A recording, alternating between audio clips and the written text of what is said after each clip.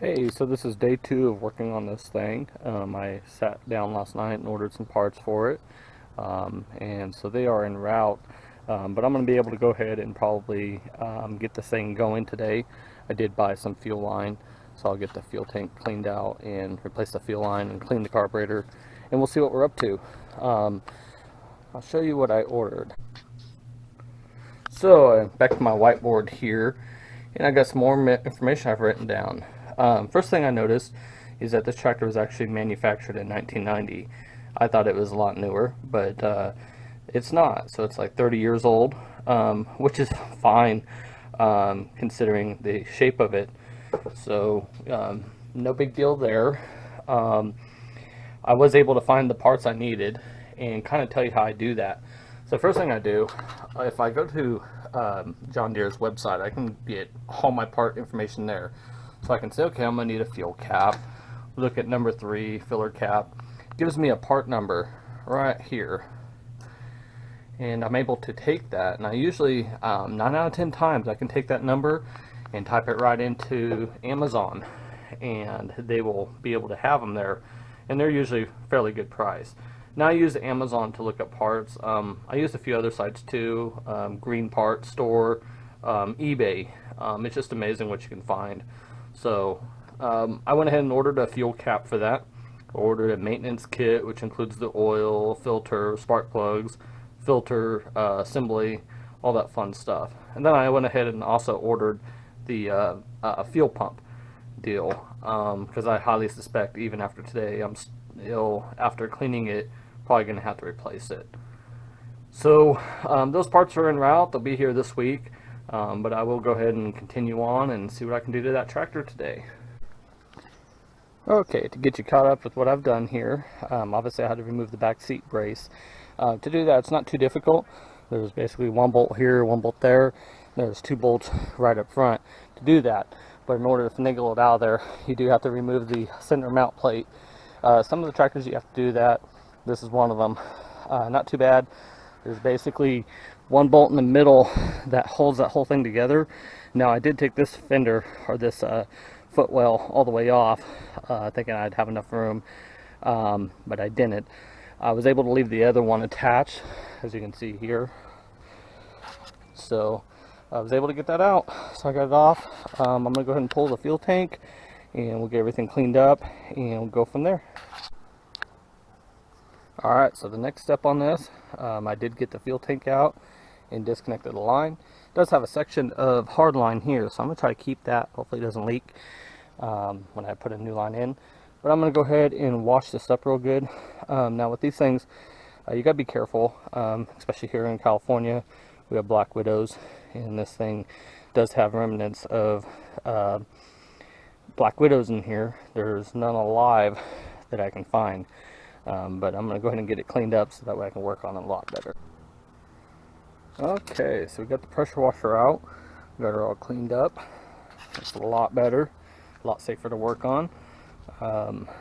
So we got that. Now if anybody's looking for a pressure washer, this thing has been dynamite to me. This is just a Ryobi 2800 PSI pressure washer. I got it from Home Depot, I guess, about 3 years ago now. Haven't had any problems with it. Starts every time. So good model for the price. Okay, to get y'all caught up with what I've done, I've gotten the gas tank all cleaned up and reinstalled, put in a new gas line on through. I was able to use that piece of metal gas line that was there, so it was in good shape. So I went ahead and ran that all the way through. Now I'm still in question as to if the vacuum pump is good for the fuel system, but I went ahead and put it in there anyways. I do have another one en route. If I have to send it back, not a big deal. So I went ahead and pulled the carburetor off. It is definitely dirty, as you can see here. So I will go ahead and probably clean that up next. That's the next thing. Okay, so I brought the carburetor into the shop here, and before I even open carburetors, it's a good practice to go ahead and use some carburetor cleaner on the outside of it and knock loose any of the obvious dirt that you can. So that way you don't contaminate the inside any worse than it may already be. On this one, I'm going to go ahead and remove the fuel solenoid. Now this is just like a plunger activity, and what that does is if it works with the electrical system, so the tractor won't start if it's jammed up, and then if it won't allow fuel in either. So obviously if it won't start, then the fuel vacuum system can't operate. If you roll the tractor or this thing gets catawampus, then it will turn off as well. So that's kind of how that works. They're fairly simple. I'm going to go ahead and pull it out. It's just a solenoid in there, and there's a little plunger down here. And those get corroded in here because obviously it's at the bottom of the bowl. So we'll pull that off. We'll pull the bowl off, clean the bowl, and that's probably what we're going to have to do to this thing. So I've got it all taken apart.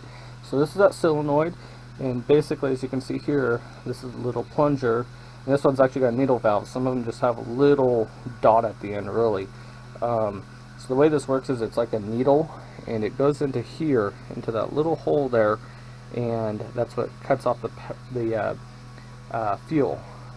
So little debris in the bottom of the bowl. It's not too terribly bad. However, I can see that I'm going to have to replace an O-ring for the seal for the bowl. It's just falling apart in pieces. And the float looks pretty good too.